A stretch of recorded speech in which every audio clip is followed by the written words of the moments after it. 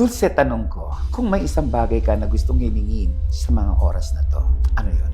Actually, hiningi ko lang naman sa Panginoon talaga, sabi ko, I don't have to have them anymore in my life. Kasi may kanya-kanya na silang buhay at maayos na sila eh. Maganda na buhay nila. Ano lang, magkaroon sila ng relasyon sa Diyos. Kasi hindi naman lahat mag-i-end dito sa lupa eh. I don't have to see them anymore in my lifetime. Okay na yun. Kasi kung mag-create pa ng kung ano-ano na naman, I mean, I'm not young anymore. I have to minimize my movements also. I still sing, I still work. Meron pa akong pinag-aaral na bunso. As at the same time, single parent, walang ibang nagpapaaral, walang ibang gumagastos. Gusto ko lang mapabuti silang lahat. Lahat tayo nagkakasala, nakakagawa ng kasalanan. Dulce, kung babalikan natin uli ang iyong nakaraan, punta tayo dito ng mga panahong may anak ka ng 3 at meron ka ring anak na 2 sa huli. Sa palagay mo, ano yung pinakamatinding nagawang kasalanan mo? Hindi lamang sa ibang tao, kundi sa sarili mo. Kung kaya mong mabuhay sa mundo, kaya mo ring mabuhay